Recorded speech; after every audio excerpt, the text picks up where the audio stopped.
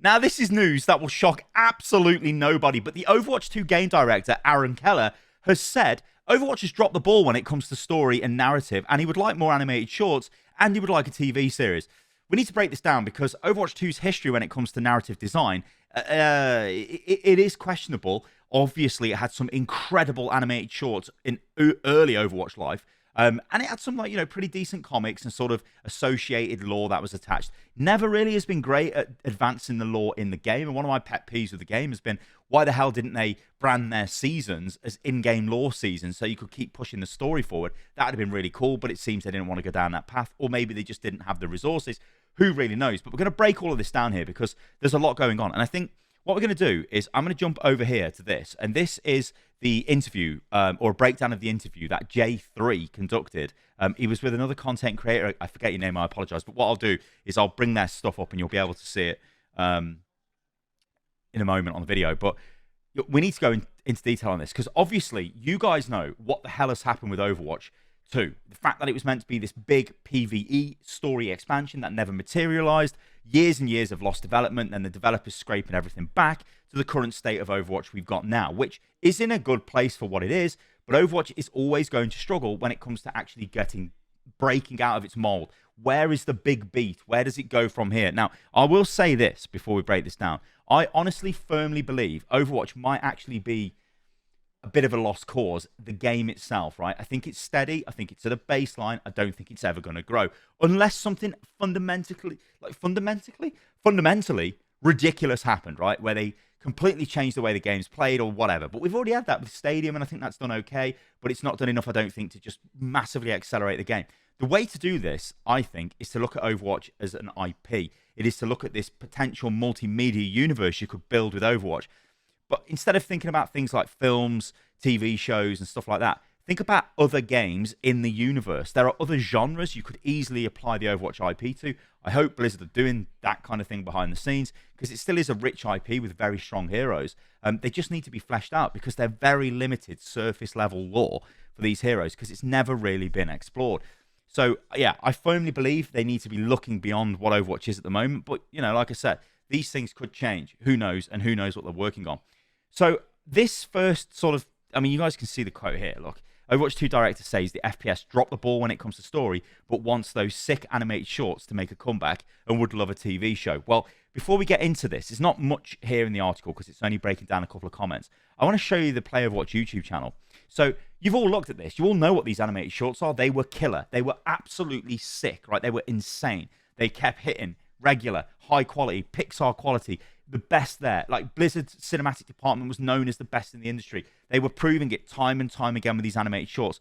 Each of them was developing the story of the heroes. My favorite one, like without any kind of comparison, is the Bastion one. This one is incredible. It's Bastion suffering from PTSD from the Omnic Crisis. It is incredible. This is insane storytelling. This is art, right? What is not art is the Piss in the Seraphim animated short. And this is where I get friggin' mad and I get angry because this is when it all comes back to when you look at the monetization direction of Overwatch, it all plays into what happened ultimately with using your animated short budget to make a bloody promotional video using your high attach rate heroes to sell animated, not animated skins, what am I talking about? To sell K-pop skins in the game. Instead of giving a lore related short which pushes the game forward, which is art. That is my issue, right? And any self-respecting developer there at the company must be thinking the same thing. Why are we wasting our budget on that? We want to make more of The Last Bastion. We want to make more Dragons, although I think Dragons was kind of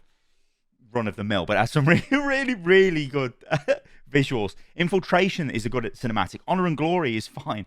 The Overwatch 2 announced cinematic is okay. The Soldier one's probably the weakest one, but yeah, all of these are insane. Like I've got like personal stories of these. Like I remember seeing this one live in Germany.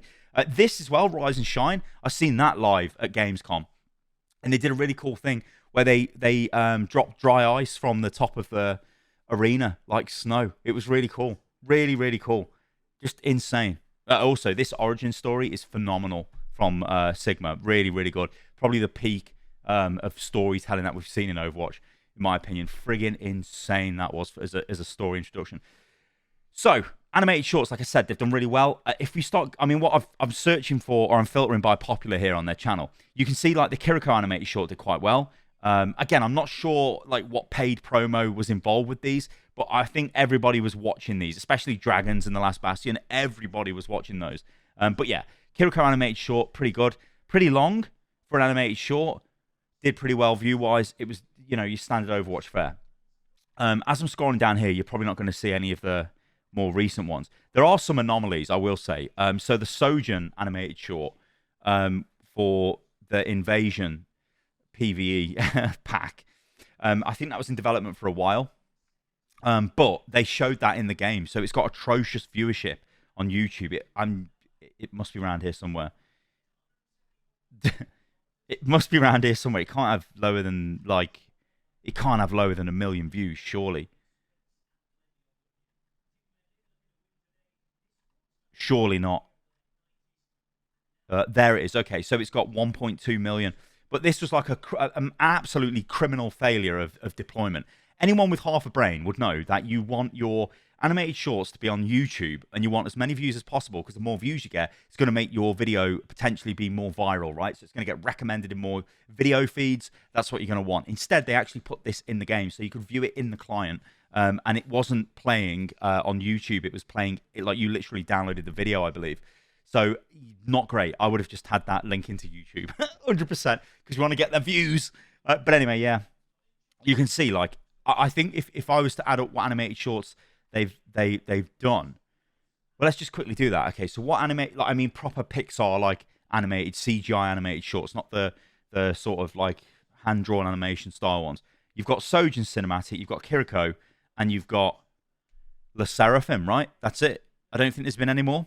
Correct me if I've missed any, but I don't think I have in Overwatch 2's life, where obviously with Overwatch 1, I mean, yeah, there's just loads. There's just absolutely loads. I know it was a different time. It was a new IP, whatever. But I just can't help but feel the, when I think about like the impact those animated shorts had, imagine if they realized what they had. Imagine if they actually realized that Overwatch was a live service game, although I don't think the developers ever realized at the time. They just had a game with some updates that were going to come out over the next year and a bit, and then they wanted to work on the next game. Not, we've got a game and we're going to constantly keep updating it, which is kind of stupid because you think of Blizzard, they had World of Warcraft, they obviously constantly update that game, so you would think they understand that and they would want to do that, but I guess they didn't. Not great. But can you imagine, though, these animated shorts are dropping the games on top of the world, and then they're pushing out into other sort of, spheres of media. What happens if they started working on a full feature-length movie? Maybe they have. Maybe they scrapped it. Who knows? What happens if they had an animated series? What happens if they had other games that were coming out? It would have been really cool. But anyway, that's just all wishful thinking because none of that ever happened. So let's go back to the future. Back to the present, not the future. Let's go over here. So this is we'll read through the article. Obviously, some of this will be from the article writer, and then some will be direct quotes. But we'll just go through this. So Overwatch's really cool animated shorts don't drop nearly as frequently as they used to, but game director Aaron Keller reckons they need to make a comeback before Blizzard Entertainment can claim the shooter is firing on all cylinders. And I agree, they do. But there is one massive elephant in the room, and it is Microsoft. And unfortunately, if you're not got AI attached to whatever the hell you're doing, they seem to want to reduce your staff levels. So that's a bit frigging annoying. So who knows whether they just suddenly go, oh yeah, it's fine. You can have loads of budget to make animated shorts.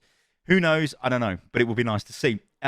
Although I guess I remember Xbox, they did have the Halo series recently, which I don't think did too well, but they do have, I guess they have done TV adaptations. So maybe there's a way of getting in there. I don't know. But anyway, if you cast your mind back to a time when the name Overwatch didn't split the internet in two, you might remember that Blizzard would often drop sick Pixar-style animated short films to introduce new characters, flesh out the game's superhero world. In comparison, Overwatch 2 has only really gotten a couple shorts in the last few years. Things might be changing soon, though. Speaking to streamer J3, Aaron Keller said one of the things we hear our players talk about a lot online is it kind of feels like Overwatch has dropped the ball when it comes to story and lore. He even acknowledged that the team used to put a few more of the big animated shorts out than we do nowadays. Like I said, that's a major underestimation there because they put loads. They turn animated shorts into a vehicle to advertise collaborative content, which is kind of crap, especially to people who are a fan of the game, I would say. Anyway, animated shorts didn't just disappear spontaneously. Keller also revealed what you might have already been able to guess. We did have a big plan to go out after story in the game. That was the PvE with the campaign. That didn't work out. Blizzard essentially sold the idea of Overwatch 2 with the promise of an expansive co-op campaign that would properly move the story forward. That portion of the game swelled to a point that the team simply couldn't bring it all together, leading to its cancellation. So there was kind of a reset moment for us. I've lost my mouse cursor. There was a pointer. That's a pointer, isn't it? Then it becomes a cursor. The neckbeard's going to kill me. Whatever, I lost my mouse. So there was a kind of reset moment for us when that happened. We would like to get back to it. One of the best parts of Overwatch is the universe and characters. For me personally, for us to say that Overwatch 2 is firing on all cylinders, we need to have some of those shorts come back. Right, yeah. I mean, I could just rip this apart because, well, let's just go in on it. You guys know the situation. You know the story. You know what happened. You know how we got here. You know that Overwatch 2 was sold to everybody as this massive story expansion to the game. The Overwatch invasion that we eventually got was actually tragically bad. I don't know what the hell they were doing. It clearly was outdated before it even launched. They must have known it was outdated. Its story development was piss poor. It just was crap. And the way that they sold it was offensive. I don't even know why they sold it. They should have just given it away for free. I'd have been so embarrassed as a developer to even charge for that. But they did, whatever. So it was a tragic disaster. And essentially, Overwatch 2 just ended up being a free-to-play version of the game with a different monetization system. Obviously, we fast forward to now, and we can see that they've got into a content cadence, and they are delivering more content. We're getting new heroes. You're getting new ways to play the game. You know, you're getting a lot of stuff. I think the developers as well have been... some of the developers have been teasing one of the future seasons, I think season 20 maybe, that it's going to be this massive season. It's going to be like a revamp. And Aaron has also said that they're looking at this like yearly sort of relaunch of the game. So they have like every year there's like a big update where something happens, whether that's story related, whether it's new gameplay related or whatever. So it's going to be interesting to see how that kind of manifests. But yeah, this Overwatch and PvE, I think it's just going to be like... It's one of those things that makes the Overwatch 2 name painful to a lot of people, because what is the 2? What does it mean? You know what I mean? And maybe to the developers as well. I'm sure they suffer the most. Anyway, let's move on. So, elsewhere in the live stream, when asked about a potential TV show, the director said, "We would love to do that. Anyone with a passing interest in Overwatch would probably eat up a series." Okay. So, Netflix adaptations of StarCraft and Overwatch are actually in production at one point before Activision Blizzard sued the streaming giant, of course, so it's definitely a possibility. In this, actually, I made a video on this, so I remember this, but this, yeah, was a long, long time ago, so I don't know whether this was actually legit or what, but still interesting. Okay, what I want to do is jump over to this. So, yeah, this is the Connor... I don't know who this is. It says Hazard's voice actor underneath me. So it's Hazard's voice actor. I apologize. Anyway, him and J3 interviewed the devs, and Bull Bull, hello, has broken this down. So we're going to quickly go through this because it might give us a bit of insight into what they're thinking and what they're doing. But let's do it. So his favorite hero, he won't tell you. I can tell you that for free. So yeah, I usually flex, so I end up playing more tanks, play a decent amount of Reinhardt, but we used to have a rule. Yeah, they won't say their favorite. The reason why they got this rule is because at the time, if a developer was like, if a hero got nerfed or buffed, and let's say Jeff Kaplan said, "Oh yeah, my favorite hero is D.Va," and D.Va just keeps getting buffed, then that would cause big arguments on the internet. It was like, well, the game director, it's their favorite hero, that's why they're getting buffed. It was mental, but whatever. Will Overwatch get a map editor? This would be really cool, but it's never going to happen. So, are there any plans for a map editor? Aaron says it would take a lot of resources and hires. We'd have to prioritize it over other big features, so it's not in the near plans. Yeah, it's not going to happen. Will Group Finder return? Maybe. It had low usage. Yeah, it did. But those who used it really liked it. It's not scheduled. We might look into it again. So this is no. So we move on. Stadium. Will we get more control over stats in Stadium and custom games, like tweaking hero balance? The answer is yes. This is from a dev. We want to expand customization in Stadium. It's on our radar, and we want to enable some fun features soon. I think Stadium has been good. I think that's been the best thing that's been added to Overwatch 2. It's finally some innovation instead of just skins and monetization innovation. Creator codes come in. Use code STY in the chat. Let's go.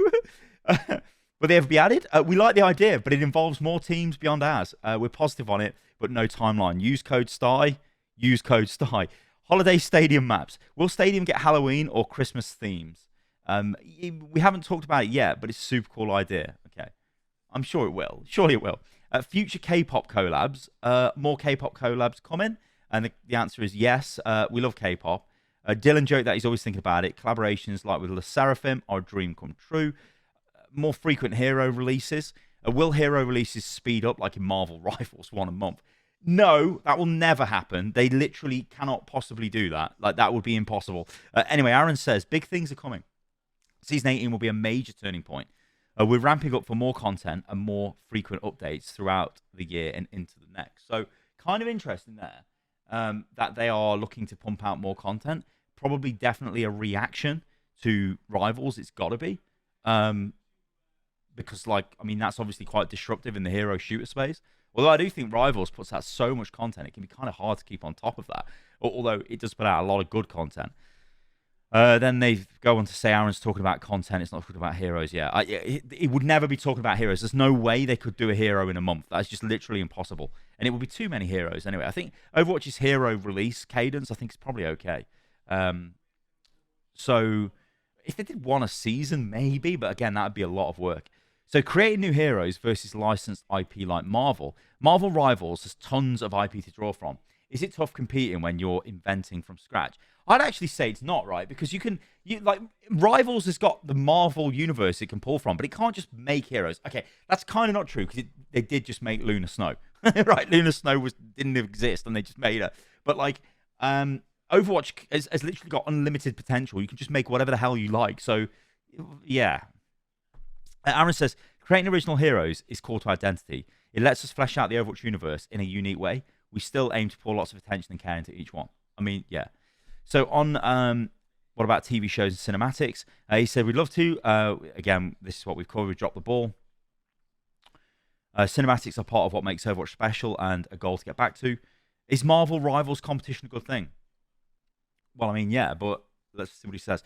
Is competition from games like Rivals healthy? Competition is good. It drives innovation. But most of what we're doing now, perks, stadium, map voting, hero releases, was all planned well before Rivals was announced. Hero bans were pulled forward a season, but they were already planned before Rivals was released. As we get further and further into content releases, you will see even bigger things out of the team that they would consider competing.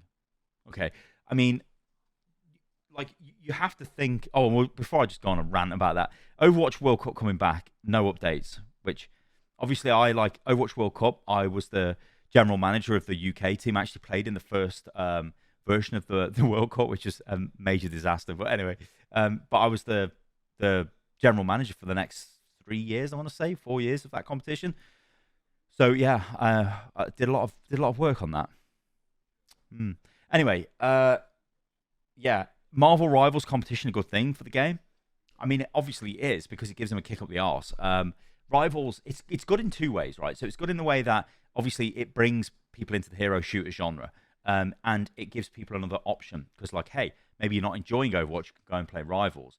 And this creates more choice for the player, which is good. But for the developer, on Blizzard's point of view, it actually creates, like I said, these two issues of it might actually bring more players into the genre, which is good for you. But also, you can see any missteps that they make because Rivals has obviously been watching Overwatch. And if you guys have seen some of the very early developer stuff from Rivals, they literally copied Overwatch.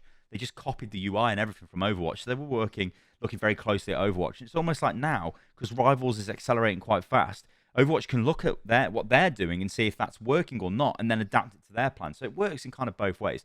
But it still is good for them, and it's good for us mainly because it means that we get more choice, and it also means that they have to do better stuff to tantalize the player base. They can't just give us slop and go, here you go, eat your slop, eat your gruel, get back into the workhouse and unlock your FOMO Battle Pass, which Aaron is on record saying that he doesn't think that Battle Passes should be removed from FOMO and time-gated locks, which is terrible. They should be. Every free-to-play game should be forced and made to make their battle passes available all of the time and unlockable whenever you like. That's what I'm going to end the video on.